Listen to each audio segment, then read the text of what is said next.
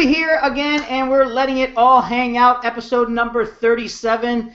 I'm in shock that we have been going so long. I think I always start these things a little too early, so I'm going to do that all over again. Yuli here again, letting it all hang out, episode number 37. I should always wait for that live button to come on, and I don't have that kind of patience sometimes. And today we have a really important topic that we're going to talk about because apparently, discussing with our panel pre-game here, there seems to be a lot of people going through some struggles right now, and we can't really figure it out, so I think maybe we'll get to the bottom of it today. But first, we're going to go ahead and touch base with our panel and do some introductions. Scott Taylor McCormick, how are you doing today, buddy? I am doing awesome today, Yuli. Yeah, I think this topic's brilliant at the moment. I think so many people are hitting this sort of negative block and need some help to get through it, so that's our task for tonight. Yeah, for sure. There's no doubt. And you know what? And it comes and goes, and hopefully we can get it to go faster than it keeps coming. We also have Sandra Lemming from Down Under. Sandra, good morning. How are you today? Good morning, Yuli. I don't know about a negative block, but a sleep block might be more adequate, Scott. 2 hours sleep I've had, and I'm here on the Hangout. Nice. You're a vampire. But you're a vampire. You don't need sleep. Yeah, well, nobody sleeps anymore anyway, so sleeping is so 2013, it's not even funny. We're in a new era. Solution to the Hangout. You just don't need to sleep. Yeah. That's right. We also have Jill Humphreys. Jill, how are you doing today? Hi guys, hello. I can't believe it's episode 37. For goodness sake, where has that time gone? Yeah. And all I can say is, yeah, we're going to address that, but if anything, that lady from Down Under will be on rocket fuel. She is at her best when she's had hardly any sleep. So hold on to everything tonight and take everything down that she's going to talk about. She's just going to be on a roll. Yeah. Episode 37, that's 9 months if my math is correct, right? Is it? Oh my Lord, we'll be having a baby soon. Right. It's been 9 months since we started this, and I'm extremely proud of this. And we've had some great episodes. I know we had one failed episode where I tried to go solo and I just wasn't prepared. But other than that, I think we've had some really amazing episodes and amazing guests, and I think we'd be able to touch a lot of people, and that's the whole point of doing this. So I'm really excited about that. Yeah. I think I got a message here from somebody. Oh, I guess we were going to have Leslie come on as well today, but she can't make it. She has had some tooth work being done. So, Leslie, sorry you can't be here. She said she's developed a lisp because of the tooth ache. So, hopefully she's listening, and hopefully we can get her to. I sent her an invite anyway, and hopefully in a little bit, if she decides to come on, she can just pop on. So, today, like we've been discussing, we are going to talk about negativity, how to avoid it, and how to just blow past it. Because even the most positive people in the world get negative thoughts. I mean, that's just the way the brain works.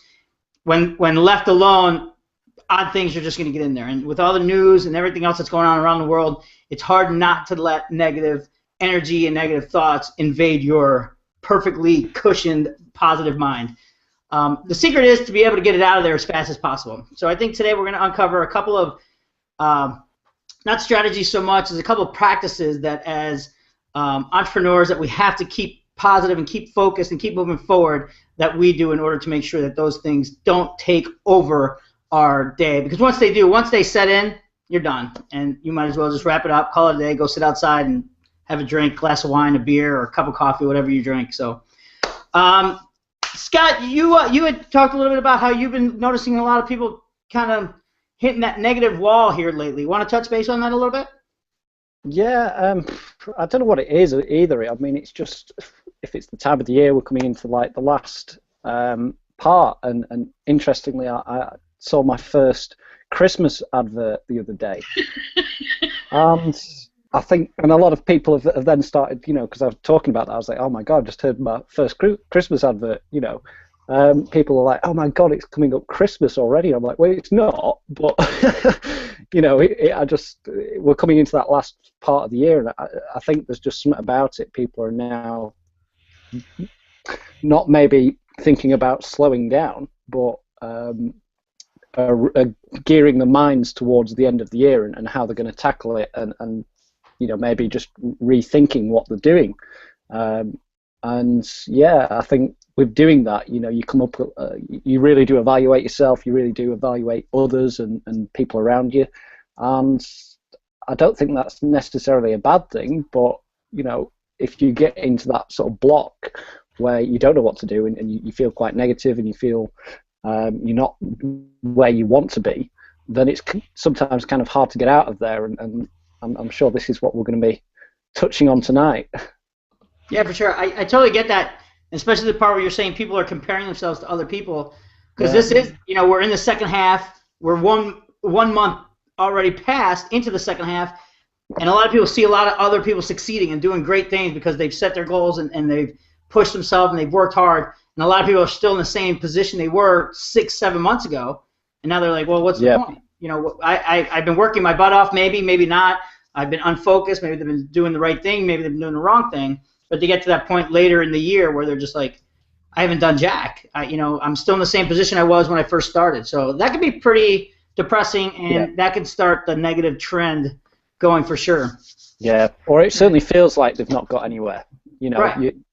I'm guilty for setting myself these crazy massive goals that, I've got this whole philosophy, aim for the stars, and if you reach the moon, it's better than most, isn't it? Right, yeah. And with that comes this mindset of you get down the line and all of a sudden you haven't quite achieved the massive goal that you set out to achieve, and that can be a bit disappointing at times. And a lot of people now have set the goals at the start of 2014 to really smash it out and achieve something. It doesn't particularly have to be business, it can be anything, and maybe they're not much close to that goal, and we're 8 months in now, I think.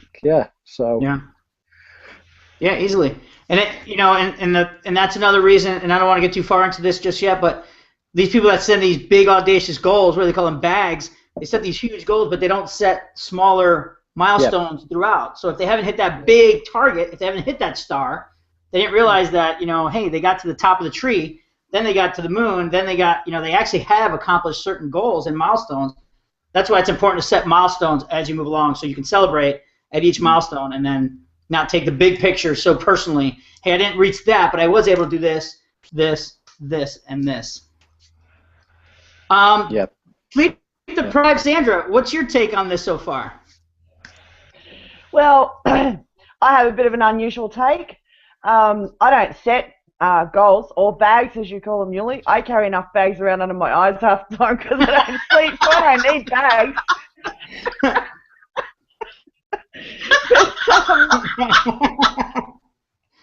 And Scott, if you want to reach the moon and the stars, buddy, you need to go to NASA and borrow one of their space shuttles, dude.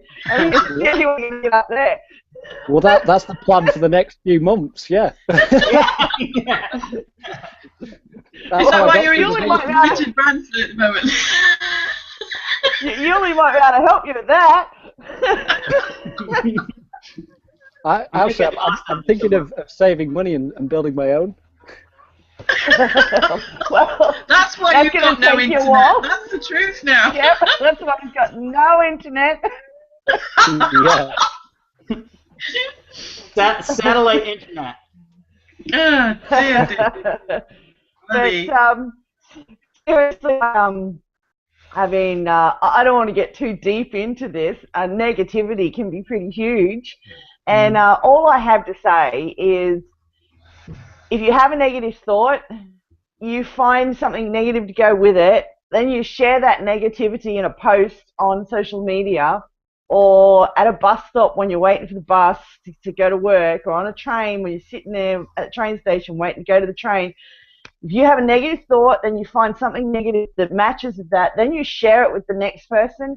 It is like a contagious disease, and I guarantee you within moments of you stepping off the train at work, out of the car at work, or coming back to the computer, you will find everything negative about the world. If you think a negative thought, you find a negative thing, it will come back around. It's like Lady Karma. She'll come back around and she'll bite you on the butt. Yep. So, yeah. It's totally, I personally, I like my butt without teeth marks, so I don't go chasing lady negativity or lady karma at all. Yeah, it's totally contagious, and then it compounds. So the second you do share that with somebody else, and they start getting that thought, then you start sharing and that's why negative people like each other so much. They're attracted to each other because they can bounce bad shit off each other all day long. They can say, "Oh, I have this. Oh, my foot hurts. Oh, my knee hurts. Oh, my hip hurts. Oh, my neck hurts." They can just compound their negativity so profoundly, and that makes them feel better about themselves because this other person's even worse off. And then what makes them feel even better is that I could be even worse than them. It gives them some sort of achievement. And I know people like that personally, and I can't be around them for more than 3 or 4 minutes. I really can't. Yeah. So. Oh, jeez, you're good. I don't even last that long. Yeah. It takes me a while to turn around and walk away. So. Oh, split seconds. I'm like, oh, shit fight going on here. I'm out of here. Yeah, fast. Bye-bye now. Bye. So, Jill, you talk to coaching. You have coaching clients that you talk to, and you just mentioned earlier today as well in pregame while we were talking about this earlier. Oh yeah, big times. Yeah, and I think like Sandra was saying, we've got to recognize where our thoughts and our self-talk is going to, because like you can be anywhere in the world and you just flick a switch and you're picking up a radio frequency. Well, that is exactly like each thought we give out or each feeling that we give out. It will pick up like-minded situations and vibrations, and it will come straight back to you because that's what you're giving out. And people laugh at this. They say, "Oh, no way." But hey, I'm here to tell you it's scientifically a point here that every single thing in this world has a vibration and a frequency.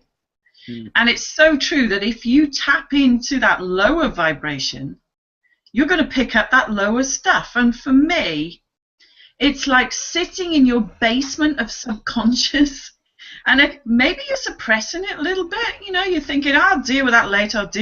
Well, hello, this is like it's coming to the top.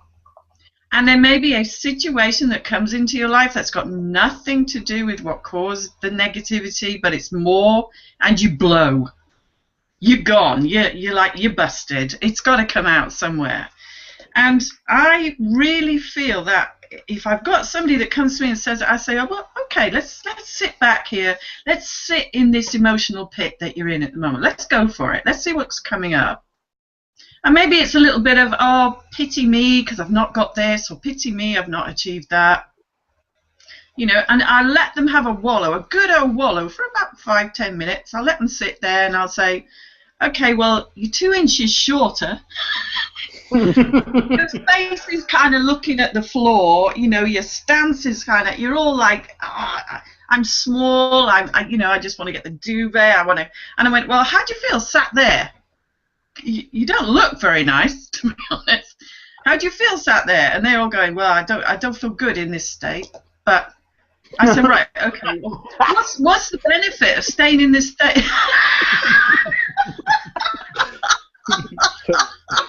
Curl up in bed and just. I didn't realize we were going to have props as well. That's pretty cool.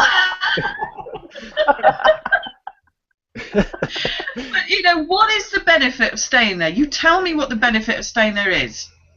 And now I am one for duvet days. I kind of like duvet days. If you're feeling in a feeling of like, you have got major things that you've got to do, for God's sake, don't go near anything. Long-term commitment when you're in this temporary state of emotion. Just step back from it all. Just, clear the decks. Just walk away for a moment. And then just go through where these emotions are coming from. It's really important. Because if you don't address it and you put it off, it's going to come back. So what is it? Is it just, in the middle of the year, oh my God, we're heading into our autumn, our fall, our Christmas, and as Scott said, now some bright person is starting to market Christmas. Oh yeah. They don't wait. But you know, we've not got those lighter nights. We've not got the warm days. Like Sandra's the other way. She's like fired up this time of year because she's like, oh my God, you know, we're coming into our summer. We're coming into warmer weather. But you see, it affects us all differently. And I remember talking to somebody, and I actually said, there's one word I want you to use each time you feel like that. I want you to think of the word flip, and I want you to say it. Because I want you to flip it into something you can get from that. What are you learning from that energy? What are you getting from that energy? Are you living there, for God's sake? Because if you're living there, pack your bags and get out, because it'll kill you. And it'll kill everything around you. It'll kill your family, your relationships, the whole damn thing. Yep. Just flip it and see what's on the other side of that. Well, what can I get from my day? My day's been rubbish. Maybe I've wasted it in my wallowing pit. Well, what can I get from it? Can I make a phone call to somebody who's not going to judge me? Sandra and I, when we have these, what do we have? Epic 5-hour rubbish chats about absolutely anything and everything. And then at the end of it, you either feel exhausted and you think, do you know what, I've just got it all off my chest. I feel so much better. I've shared it with somebody. Or you can go out and have a damn good walk, go for a swim, do something energetic, get into that natural high. And that, you know, you've got dopamine chemicals just sitting there going, okay, do you want us? Don't you want us? But you're going to have to do something. We're waiting. Well, Jill, you just brought a good point up, and I want to say this out loud so everyone can hear it. You just said when you do have those down days, you and Sandra have these marathon conversations on Skype or whatever you guys talk about, and you guys get it off your chest. The difference between that and what we were talking about before is that you look, either one of you looking to your friend for a solution. You're not calling them saying, woe is me, pity me, I've had the worst thing. You're going in it focused on getting a solution out of it, what's working for you, what can you get out of this and walk away from without that problem anymore. A lot of people just sit there and wallow in their mess and their humility, not the humility, but in their, I don't even know the word I'm looking for, but they wallow in their pity, and that's what they're sharing, and that's when it starts to escalate and make things even worse for everybody else. So I just wanted to touch base because there are two different ways of communicating your not negativity, but communicating your issues with other people, looking for a solution or a way out, as opposed to looking for attention to get, you know, who's the most pitiful in the group, who's got the most problems in the group. Yeah. Well, you know, it's what, like Sandra said, if you put a post on Facebook that actually says, you know, I'm not well, blah, blah, blah, blah, blah, you will get 1 million people go, I know how you feel, buddy. You know, big hugs, blah, blah, blah. You put, I'm so happy with my life, you'll get 2. Right, yeah. Because suddenly you've got no connection with somebody. They're thinking, oh my God, you know, what is she on? Or let's just ignore what that's done. Because the percentage of people will only come to you when you're down, because you're part of them, you're one of them, you fit in, you conform. Yeah. And you know, I did a funny. It's just the fact of it. I got a funny story to tell with that, Jill. About the whole Facebook post thing. You post something negative and you get like hundreds of people like it and comment. And it's funny because I've tried it on Facebook. I've taken something a little bit negative and I've put a post there. And not even that I'm feeling negative at all. I just, you know, want to see who's paying attention. Yeah. And I've put a post there. And, you know, I get all these likes and comments and, you know, people, you know, trying to cheer me up and perk me up and stuff. And, I mean, it's actually entertaining for me because I do a lot of my own self-tests. I run a lot of my own self-tests on the human species. I don't know why. I just thought that. That's good. Good to test human behaviour. And I'll sit there and I'll watch all these people liking this negative post and I'll be like, man, are you nuts? How could you like something like that? I mean, like when you like something, it's not, it's like these people are really screwed up. They are totally warped, man. But when I was driving the taxis, I used to, you know, people would hop in the cab and I go, g'day, how you going? Where are you off to today? And I used to regret saying, g'day, how you doing today? Or, you know, g'day, how are you? because they'd sit down and whilst they're shutting the door and putting on their seatbelt, boof, out comes their life story. Yeah. And for a while there, I was thinking, oh, man, I've really got to stop saying, how are you? But I couldn't stop saying, how are you? Because it's just what I do. So every time somebody would hop in, I'd say, g'day, how you doing? Where are you off to today? And what I started doing was I started running a little test. And the minute I said, how are you, where are you going to, the minute they started talking about themselves and their door was shut and their seatbelt was plugged in, I turned the meter on. And because they hadn't told me where they were going, I couldn't drive them anywhere.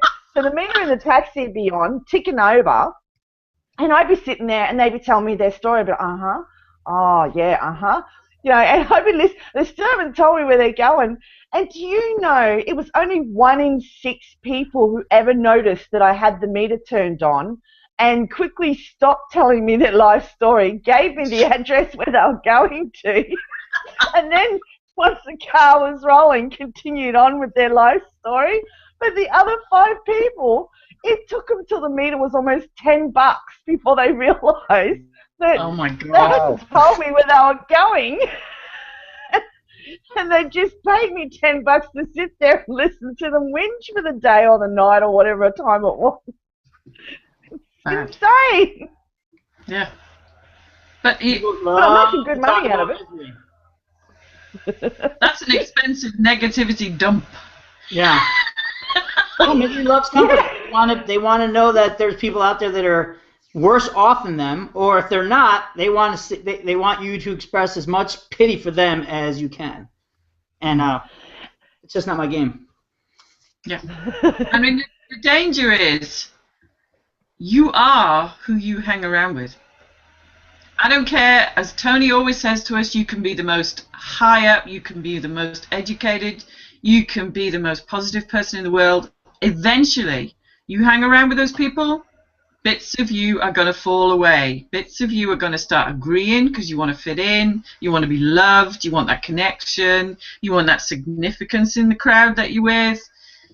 And if you're not strong enough and you don't back off and think, no, you know what, I need to put some really good mindset fuel in my body, not just food-wise, but something really good inside my head so that I'm not thinking all this jargon, all this rubbish. If you don't do it, you're going to be toxic just like them. And really, life is far too short to stay in that mode, believe me. It's no good for you. It'll kill you. See? That's what I've been doing wrong, Jill. I've been running with the wrong crowd. I keep running with these 4-legged furry crowd. No wonder I feel like I'm so detached. There's a book for you. Remember that book? Yeah, you're on here twice. What book is that, Jill? Put that back up. You can't afford the luxury of a negative thought. Who's that written by? It's written by John Roger and Peter McWilliams. Good book. And it looks like a Bible, but man, it's full of goodies. Takes you through absolutely everything. But it basically, because, you know, negative thinking can damage your health. Oh, yeah. Yeah, I mean, they say it's one of the leading causes of, you know, and I'm no doctor, so don't take this to heart, but they say stress and negativity are one of the leading causes to disease and you know, stress, and it's just not healthy to be that way. I mean, not healthy emotionally, but even physically. I mean, because think about the second you get that instinct in your head when you're in traffic and you get that road rage. I mean, someone's going to kick your ass if you get too loud or too lippy. So it's also physically harmful to just in that negative state. Jeez, I better not drive in the States then. Yeah. You don't want to do that. I'm just going to be too nice. No, after you. No, after you. My head generally comes out the window and it's like, you clot Paul! You might get chased down in the States, Sandra. What the hell are you doing? Yeah. But that's the point. If you can, that's okay. I'm a good driver. That negativity and diffuse it right from the get-go, as soon as you. That's why, like Jill was saying, you have to know what's going in, and as soon as you can realize what's coming in, if you can diffuse that and not think, okay, something negative. I'm thinking something negative. Not put it right in the rose garden, go to your happy place right away. But at least acknowledge the fact that, okay, it's there. You could ride it out. Yep. You could go talk to somebody about it. You can take a long walk. You can kind of step away, but you can't do anything about it until you realize that it's in there. And then you've got to own it.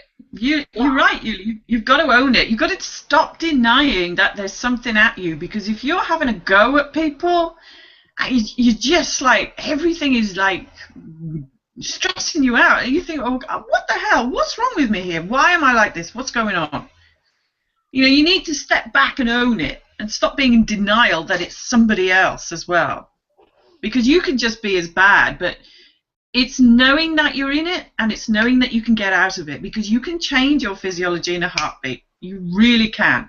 Music, yeah, as loud as you like somewhere, it just lets all that. And like for you, Lee, I can imagine that you go out on your bike. Oh God, you're in a different place. Oh yeah, there's nothing up there. I mean, there's nothing and everything at the same time. There's so many things that go through there that I can wish imagine. I had a recorder so I can record half the stuff. Yeah. But it's like a blank slate. But like you said, I think it's really important that but it's really important that when you're building an online business, you have got to have some balance in your life. You have got to be able to, excuse me, Sandra, get some sleep. You have got to be able to eat.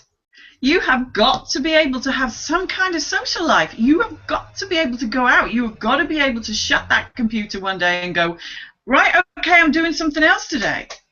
I need to be somewhere else. I still need to have some balance. Like when we go to work, we've got a time. We get out, we go to work, we eat somewhere, we interact with somebody, perhaps we buy sandwiches from, we talk to them, we get to know them, buy a paper, go a bit of shopping, You don't have any of that when you work from home. Don't get me wrong, the freedom to be able to do that is fantastic, but you also must have output, something different out there, because otherwise this life will drive you insane. You've got to have some kind of balance. Yeah, you have to have connection with the real world, or with the rest of the world anyway, physically. Oh, yeah. So far we've covered a couple good steps. First one is, like everybody was saying pretty much, is you have to surround yourself with the right people. You can't continue to surround yourself with negative people, especially people that are kind of putting your business down and putting you down constantly. And it happens a lot in romantic relationships where one of the other partners is constantly nagging and putting the other person down, and you can't take that personally, because a lot of times it's that person trying to make themselves feel better by putting somebody else down, and you just happen to be the unfortunate target of that. So you got to get yourself around people that are positive and that are in your favor and have your vision and your goals. And even if they don't have your goals in mind, respect that your goals are yours and nobody else's. So you got to put yourself in the right environment. So environment is the first thing. The second thing we've talked about so far is taking responsibility for that negativity. I mean, 9 times out of 10, regardless of what's going on here, it's your fault. I mean, not to be a dick, but sorry. But at some point in your last whatever time frame, you created the situation you're in, and you're experiencing that because of you. You did it. So that's the second thing that you need to consider, is beyond your environment and the people that you're around, is if you do get that in your head, if you do get that negativity, chances are you're the one responsible for it. Stop pointing fingers and saying, well, Sandra did this to me, and Scott did this to me, and Jill screwed me over. And no, you set yourself up for that, and somehow. And don't think any less of me, but you did. It's your responsibility to take responsibility for it. Yeah. I'm not going to go as far as saying ailments, because I don't know about that stuff, but I know people that are sick all the time, and they talk about it like it's a medal of honor, like it's a badge of. They're like, oh, I hurt my knee. Got to go see a doctor again for my knee. What do I care? I don't care. I mean, I do care. I feel bad, but I don't need to hear everything that's wrong with you all the time. But so take responsibility for yourself and your environment. All right. Yep. What's next? Not what's next, but what else is a good piece of advice as far as? Go ahead, Scott. Yeah, I'm hoping my connection's going to hold out. It dipped out a bit before. There were two of me for a small moment in time. The good and the bad me. That's what it was. You guys Excellent. hang up on negative Scott? Yeah. So we got rid of the negative one. Anyway, I think recognizing negativity for what it is really important. Like having a bullshit radar, you need to have a negativity radar where you hear somebody say something and you need to be almost switching off from it. This is what I do. I have this filter on my brain that, I can feel it. I'm not listening. I am listening, but I'm not taking it in. And as soon as they've stopped, it's like, right, talk about something else, or get out of there.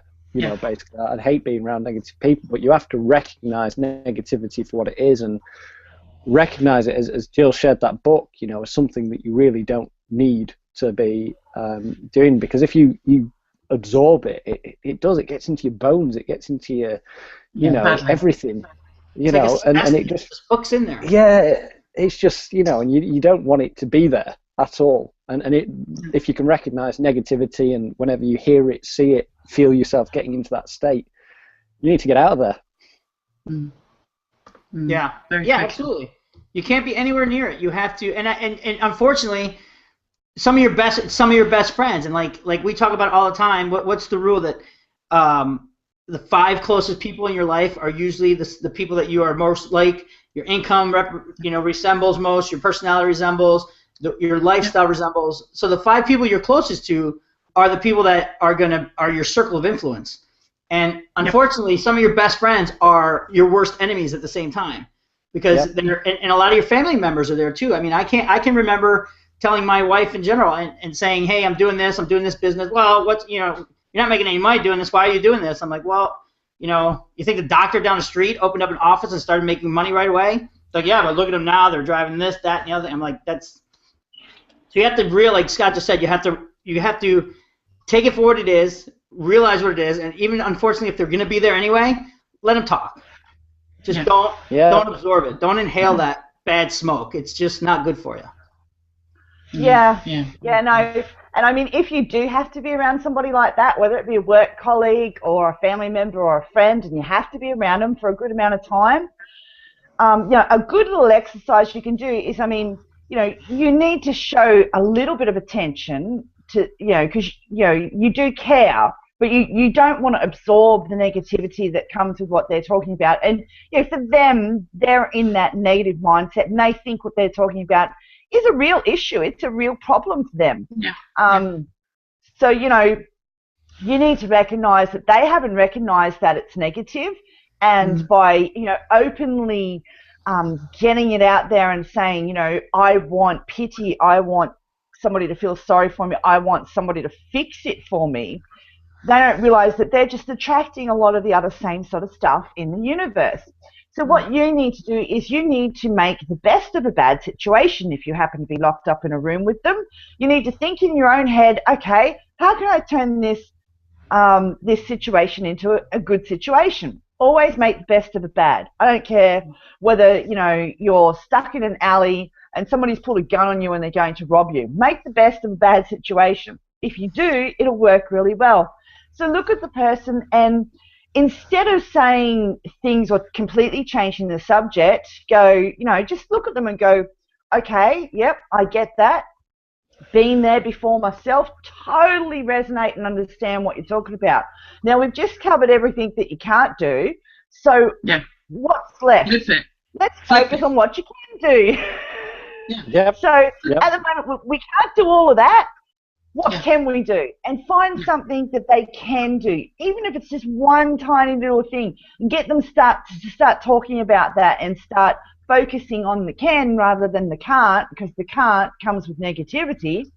And it's quite amazing what a difference you'll make in that person's life.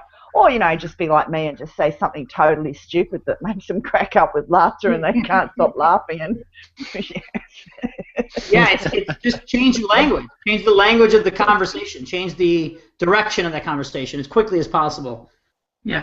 Well, you've got to change the language, because it's funny. The other day I noticed, a young gentleman that I follow, and I do like a lot of his videos and stuff, and he posted a video on YouTube, and he was talking about how he received this rather negative email from somebody about the business that he owns, and how this person reckoned it was a scam and all of this sort of stuff. And I'm sure you guys know who this young gentleman is, but he did a video in response to that, and he was talking about it.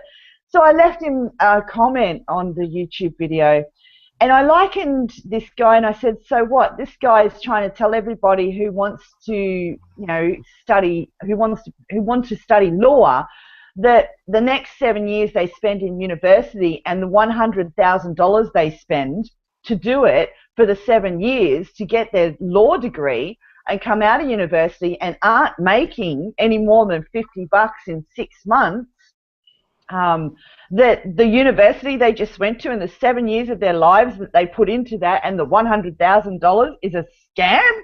Oh my God. I mean, think about it, people. Hello. Yeah. Yep. Crazy. It's, They think that's the case, don't they? Yeah. Patience. People have got to have a little bit of patience. My nan was always saying to me, patience is a virtue. You'll thank me one day for teaching that to you. Yeah. Oh, my ears. You bring up a good point. It's true, You bring up a though. great point, Sandra, because a lot of us deal with that negativity that is even people that we just don't even know.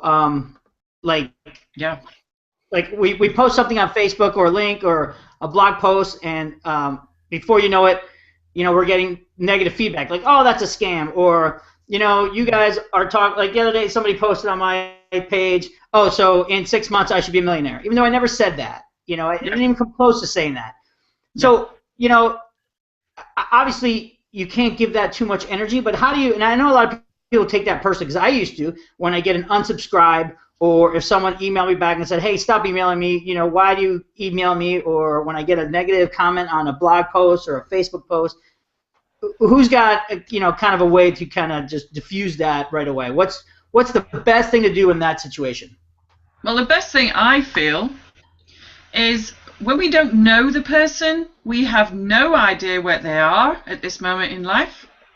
They could be somebody who's failed quite badly and wants everyone else to, so they're just going to blitz everything in sight so you don't make anything out yourself.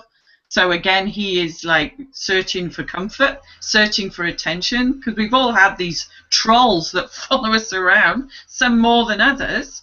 They just don't like the fact that you will come out and be positive about something. And even the people that are successful and have got the lifestyle, they will still knock them. And it's you have to feel, right, okay, where is this person in life then? If this is what's coming out, something is not right inside of them. And sometimes it's just best to ignore, but if you come back and just say, appreciate how you feel, and I'm really sorry your life is where it is at the moment, but, hey, everybody's got every choice in the world, and it's a choice I've made. I'm sorry if it doesn't fit in with you. You don't even have to say you're sorry. But I basically feel that the ones that are coming out and doing what they're doing are in such a bad place in their lives anyway, and they're stuck in this environment of thinking, hey, do you know, if it's not happening for me, I'm not happy it's happening for you. And who are all these people that are coming to you and giving you all this good stuff, and I'm getting all this bad stuff, so I'm going to want to stop it. I'm going to want to steal this goodness that you're giving out. I want to poison this. I'm going to stick this in here, and I'm going to make sure you take notice of me. And half the time, unfortunately, even the good people will come back and say, hey, blah, blah, blah. But, to diffuse it, you can either let it go or just block it or forget about it.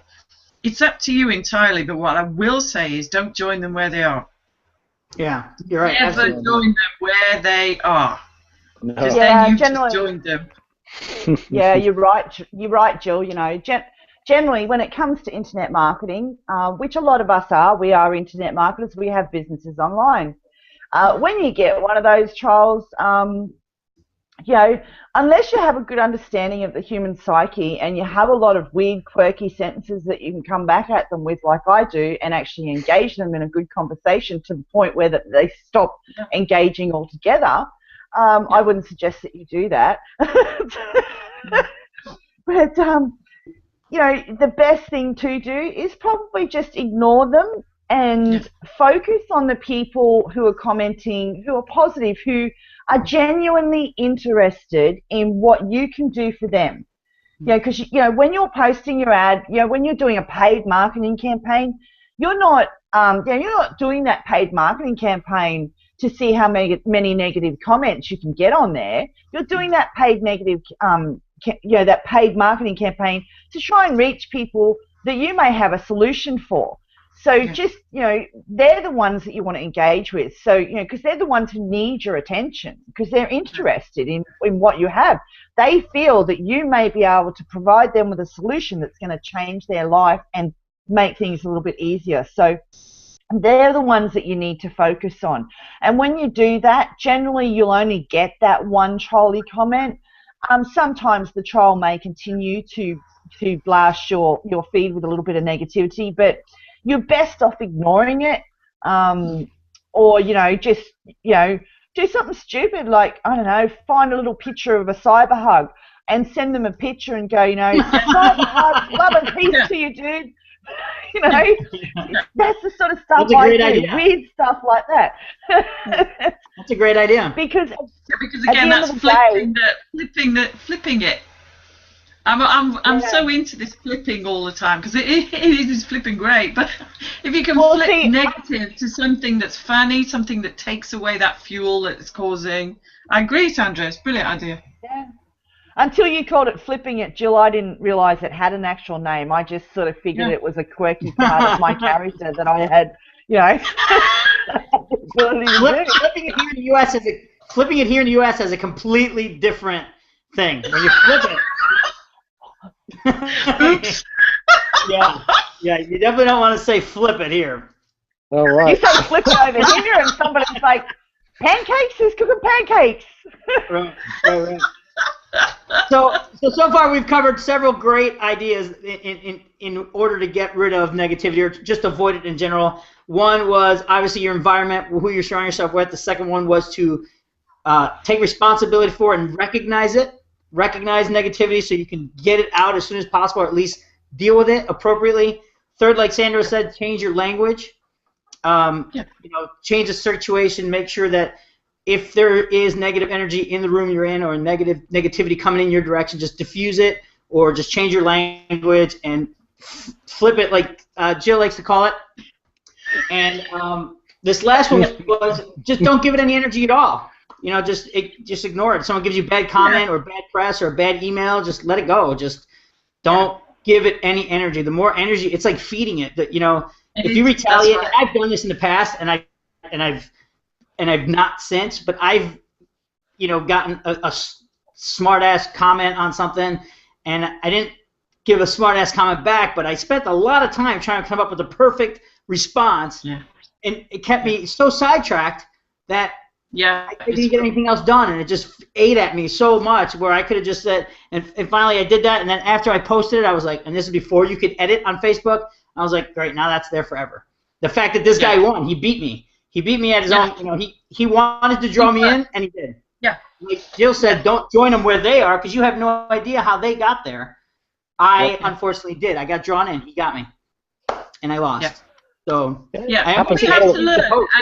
We're wide open to all of that, though, aren't we? We're wide open to it because we don't know who we're talking to. We don't know who the silent audience is, and we don't. There's a lot of people that are very disheartened with their lives, and those are the kind of people that will come out and say, "Hey, you know what? This is like BS or whatever. You're feeding all these people crap. This education system doesn't work, blah, blah, blah." And the more that they actually post there, and the more you read into it, the more you think, he's either been burnt really badly, misguided, or completely gone down the wrong direction. Yeah. And so, just don't join them where they are. It's not worth it. Yeah, you also, the crazy thing about Facebook is that somebody can post a negative post, and they think it's anonymous, but it's not. So you can actually go to their page. Some people are just idiots. Like here's a smart ass comment. I'm gonna be a complete jerk off, and you're not gonna know who I am. No, of course. So don't post negative stuff on other people's stuff because they know who you are, where you're from, what you do.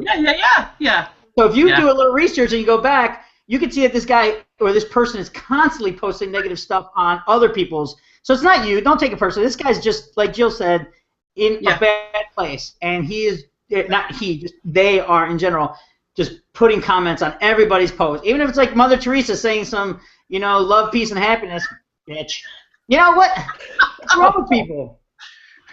Yuli, I just have to say, when you were talking about that guy who drew you into the negative conversation, and you were focusing on that negative conversation, and then you said, you shouldn't have gotten drawn in. I have one thing to say to you. A good takeaway from that was, he beat you, okay? He sucked you in, you played his game, and he beat you.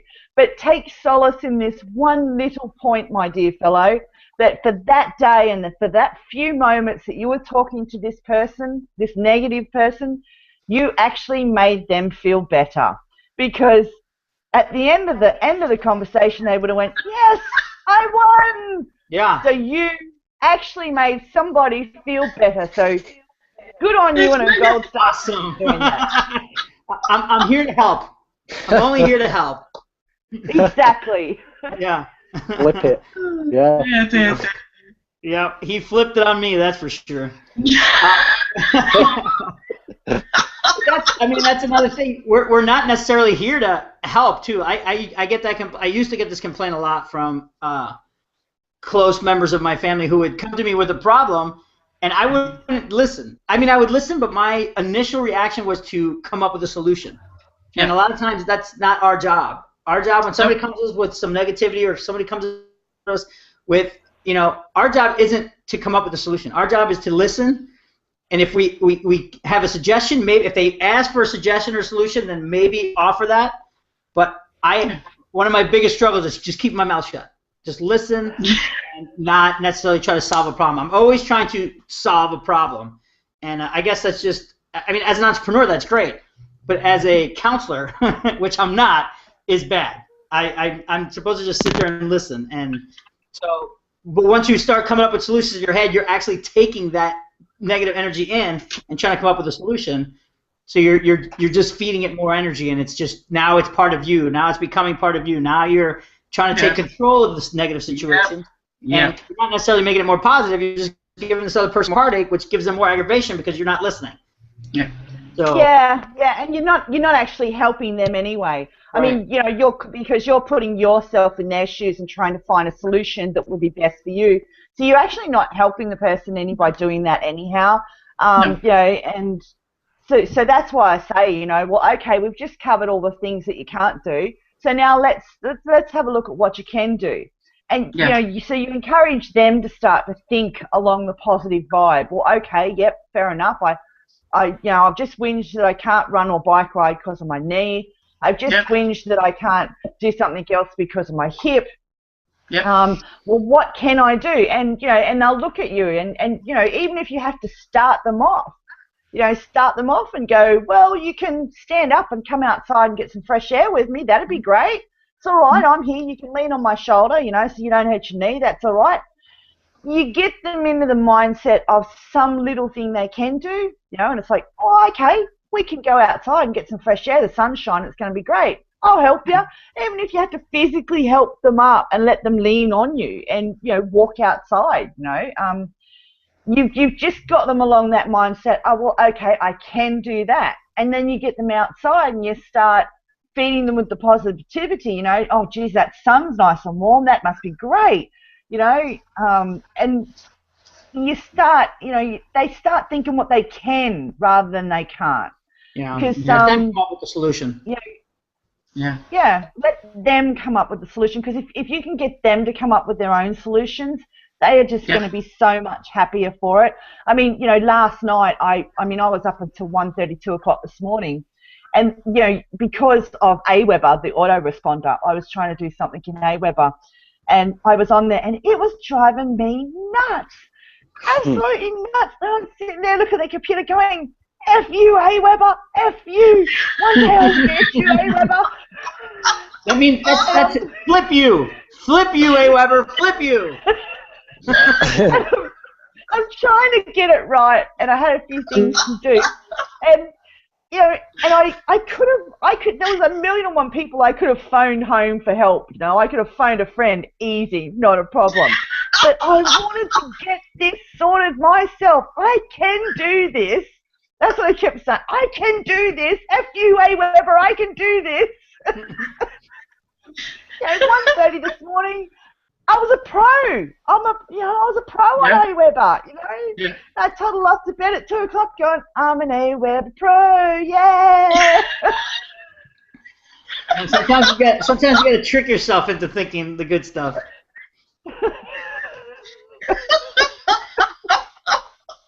Well, if we can laugh so much about negativity, what the hell are we going to like when we talk about positivity? I guess, you know, it's hard to be negative around certain people. God's gonna go take a nap in his cave. But despite how we see negativity is actually a very serious dilemma. It is. But it is. When you get to that point in your life where you could recognize it, like Scott was saying before, recognize it, know the characteristics of a negative, just not even just a thought, like a negative situation. Once you start recognizing it and taking some responsibility, you can easily brush it aside. I mean, you know, people go through tough times all the time, and it's not, you know, I was going to say it's not their fault. It is their responsibility. That's why they're there for a reason. The big thing, like Sandra was saying, is learn from that. Like with me and my interaction with that one guy who was giving negative, I learned that I just won't do that again.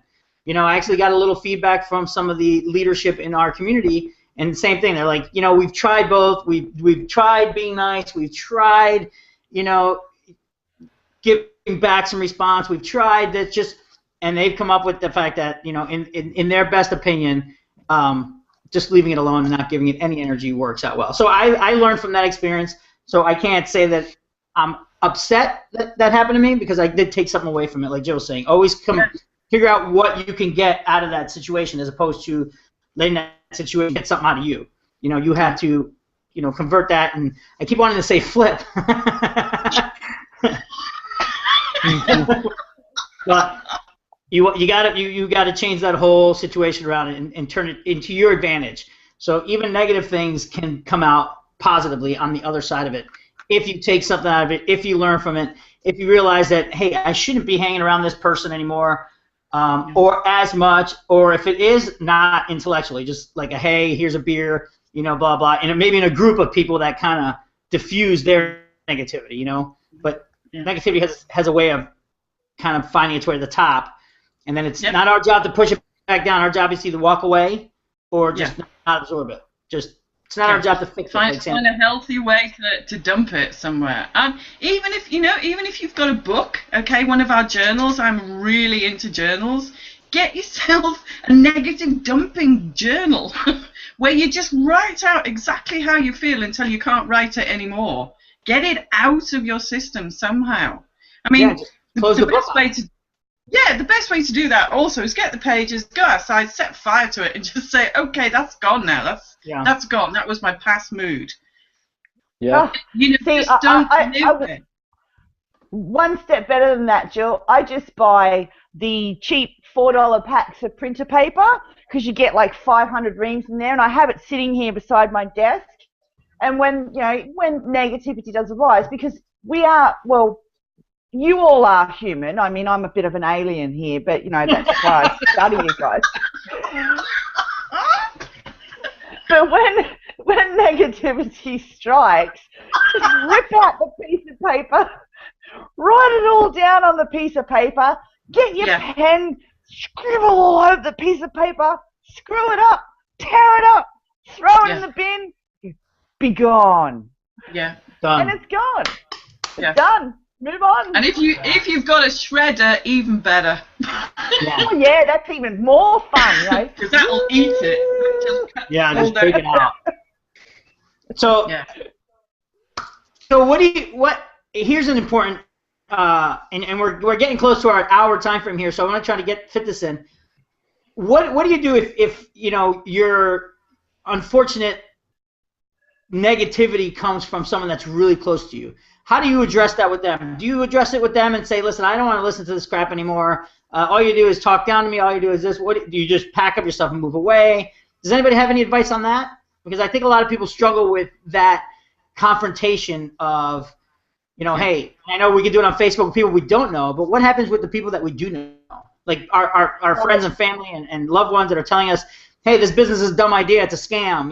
Only the people at the top get rich. Oh, like your boss? You mean that guy? The guy who's getting rich off of you? Like, So, no. Of everything. So how do you deal with a personal relationship in that situation? In a personal relationship in that situation, the first thing you need to address is the fact that, they want you to hear them. They need you to hear them. And if they think that you're not listening or hearing them, they're going to become very annoyed with you, and the negativity is just going to grow even more inside of them. So they need they need to know, they need to be confirmed by you that you hear them. So it's like, yeah, I know, I hear what you're saying. I know, right? It's a scam. I know, I totally hear it. I understand that, you're talking to me because you love me, isn't that right? You care about me and you want the best for me, and you really love me and want to see the best for me. There's a positive note for you're asking them to go onto the positive side of them and affirm to you that they love and care for you, and that they're only talking to you in this way because they want what's best for you. And then you look at them and you say to them, I didn't know that people could own people. I mean, if you are saying this to me and you want me to quit, aren't you sort of saying to me that you just want me to be a Ken doll that you can just manipulate and play with all the time in your own? Wouldn't that mean that you own me?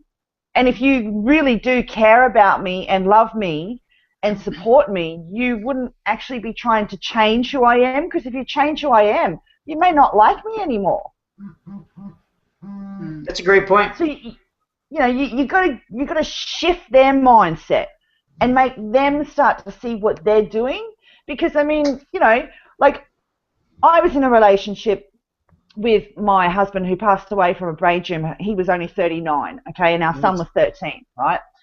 Now, when I was in a relationship with him, I was loud, I was vocal, I drank, I smoked about 35 cigarettes a day, I drank about 32 cups of coffee a day, and I really didn't give a flying F about the world and, or anyone in it.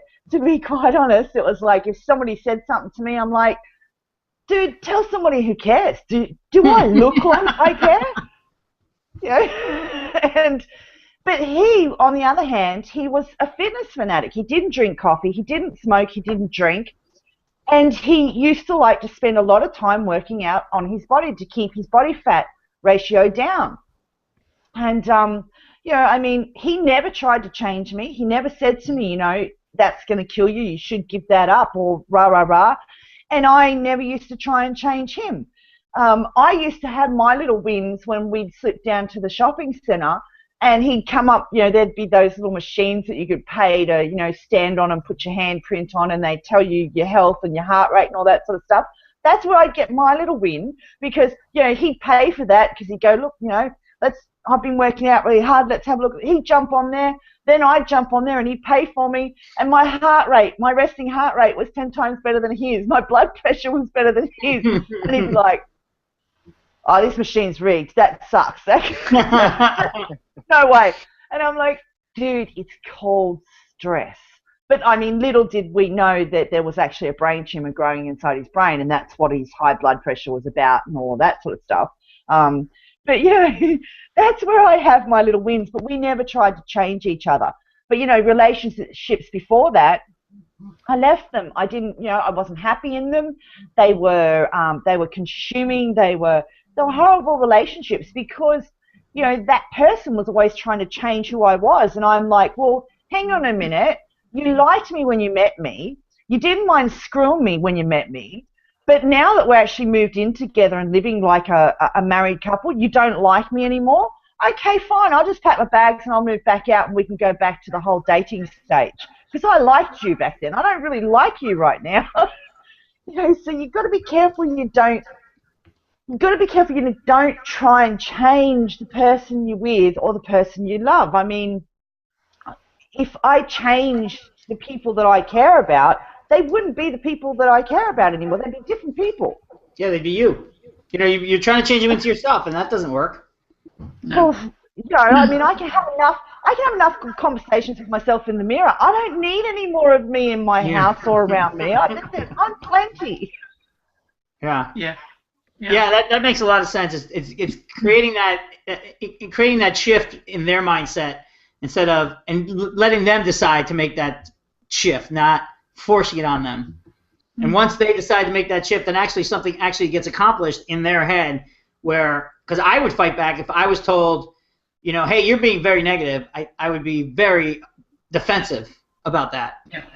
Yep. Instead of doing what you say, which is like, oh, so you're saying this because you love me. You're saying this.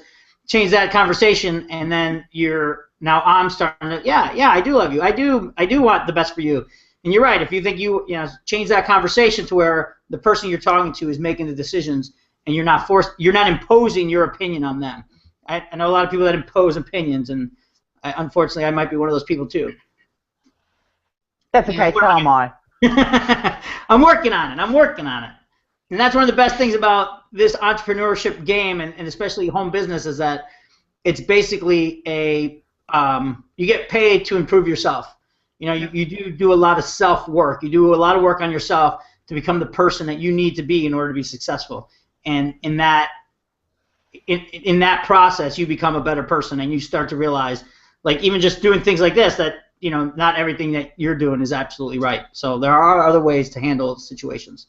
So yeah, that was awesome. All right, so we're at our hour, and I think that we could probably talk about this forever as usual, but I think we should probably start wrapping it up and maybe get some final thoughts. Jill, any final thoughts? And we'll probably touch base with it again and we'll figure out what kind of feedback we get from people that watch it, and maybe some questions, and we might address this again in the future. Yep. Because this does also peak a little bit more towards the holidays, and maybe we'll kind of table it and get some feedback, and then maybe hit it again towards the holidays. So, Jill, any final words for our viewers? Well, the thing is, it's your situation, it's your circumstances. Sometimes we can't change the circumstances and the situation, but we can change how we react to it. And it is all down to you, and it's all, outer circumstances cause inner stress. Just have that strength that what you can deal with. What you can't deal with, you're just going to have to let it go. But as Sandra so rightly said, you've got somebody at you all the time because you're changing. They're fearful. They're thinking, oh, my God, I don't recognize you. Oh, what if you're better than me? Oh, my God, what if you turn out to be wealthy, rich? How the hell are we going to cope with your success? Blah, blah, blah. You don't know what's going on in their head. They do love you, obviously, if they've got your best interest at heart and your highest good, as the guy says in the book, and the love and concern of everyone else, then, you're just going to have to say, look, if you love me, please trust me. I'm just looking into other things. I want the best for us. I want the best for my life. And if they can't accept that, then there is a huge red flag flying in your relationship.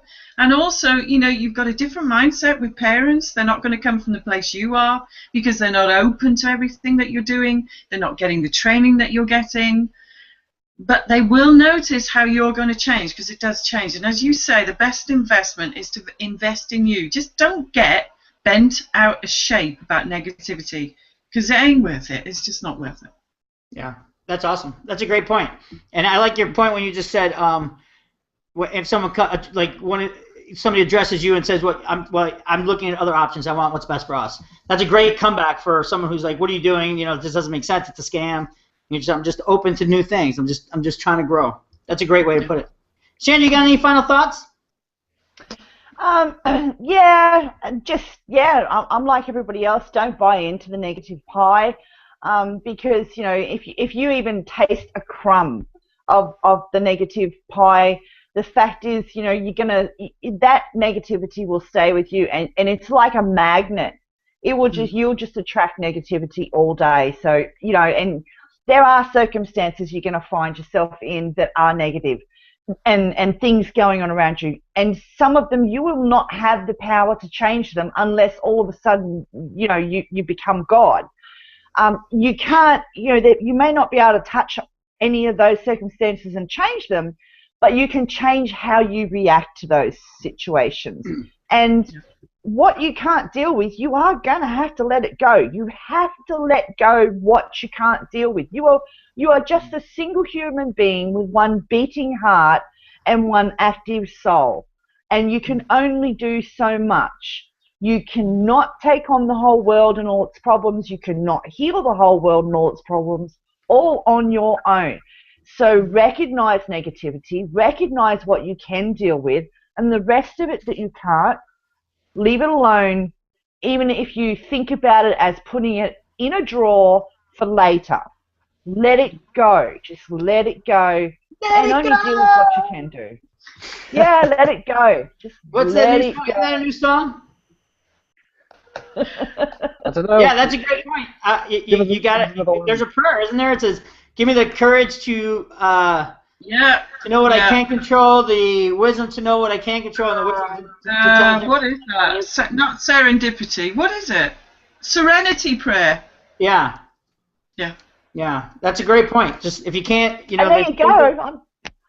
I'm not even a prayer person, and look at that. I was talking about a prayer. How about that? Serenity prayer. It's not even a prayer. It's just it's a quick reminder of there's things you can't control and things you can't control.